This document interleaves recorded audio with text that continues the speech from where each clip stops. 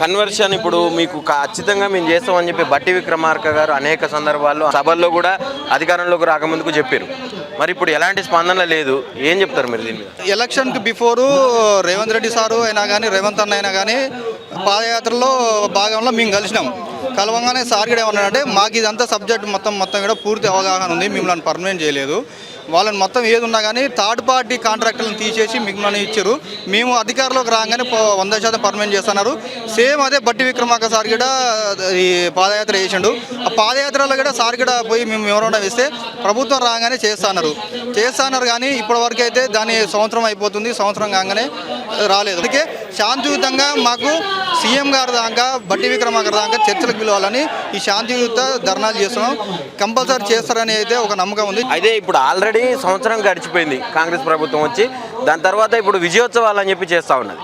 మేము అందరికీ ఇచ్చిన హామీలన్నీ నెరవేర్చినాం అని చెప్పి మీరేమో ఇంకా ఈ ధర్నాలు అంటూ ధర్నా చౌక్ దగ్గర ధర్నాలు చేస్తూ ఉన్నారు. ఎట్లా అడుగుతుంది? అయితే వాస్తవానికి విద్యుత్ సంస్థలో పనిచేసే ఆర్టిజన్లకు న్యాయం జరగలేదు. ఆ రైతులకు 24 గంటలు కరెంట్ అందించే దాంట్లో మేము ఆర్టిజన్లకు చచ్చిపోయే బొగ్గుల్లాగా కాలిపోయే మా ఆరోగ్యాలు సబ్స్టేషన్లో జనరేటింగ్ స్టేషన్లు అయినా కానీ సబ్స్టేషన్లలో పనిచేసే వాళ్ళందరికీ రేడియేషన్ తోటి లైఫ్ స్పాన్ తగ్గిపోతుంది. వాళ్ళకు అందరిని చూస్తే చూడండి మొత్తం 45 ఇయర్స్ ఉంటుంది, వాళ్ళకు నెత్తి చక్కగా ఉండదు, మొత్తం ఉంటుంది రేడియేషన్కి అంతా ఇద్దరు మనిషి మొత్తం ఎక్కువ సంవత్సరాలు బతకడు. ఒక 30 ఇయర్స్ మినిమం కంపల్సరీ జనరేషన్ స్టేషన్లో 400 kV అండ్ 220 kV పనిచేసే దాంట్లో 5 సంవత్సరాల నుంచి 10 సంవత్సరాలు లైఫ్ స్పాన్ తగ్గిపోతుంది, చనిపోతారు తొందరగా, బతికే అవకాశాలు కూడా లేవు. ఆ చనిపోయిన క్రమంలో మళ్ళీ మాకు పిల్లలకు ఏది కంపెన్సేషన్ గ్రౌండ్లో జాబ్ ఇవ్వాలంటే వాళ్ళని మళ్ళీ గ్రేడ్ 4లో ఇవ్వాల్సి వస్తుంది. మాకు రెగ్యులర్ అయితే ₹1 కూడా బెనిఫిట్ అనేది ఇప్పుడు జీతం పెరగదు. మొత్తం ఎంతమంది ఉంటారు? మేము 23,667 మంది ఉండే అప్పుడు.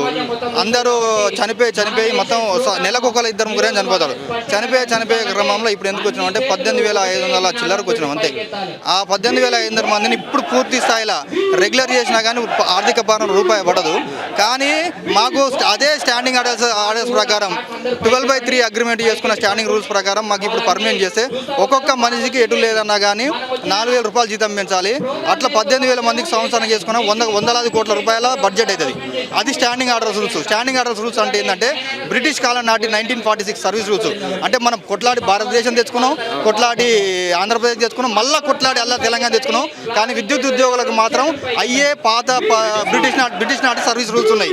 అవి పోవాలంటే కంపల్సరీ ఎటు లేదన్నా కానీ రేవంత్ రెడ్డి గారు, బట్టి విక్రమార్క గారు, ఎంటైర్ క్యాబినెట్ మొత్తం మంత్రులందరూ కాంగ్రెస్ మంచి నిర్ణయం తీసుకొని మాకు మంచి న్యాయం చేయాలి. చేయకపోతే కార్యాచరణ ఏంది ఉంటుందంటే ఫస్ట్ రిక్వెస్ట్ చేస్తాం, ఆందోళన చేస్తాం, అవసరమైతే సమ్మె చేసి ఆ సమ్మె మేము సమ్మెకపోతే మొత్తం అంధకారణ పోయే పరిస్థితి ఉంటుంది.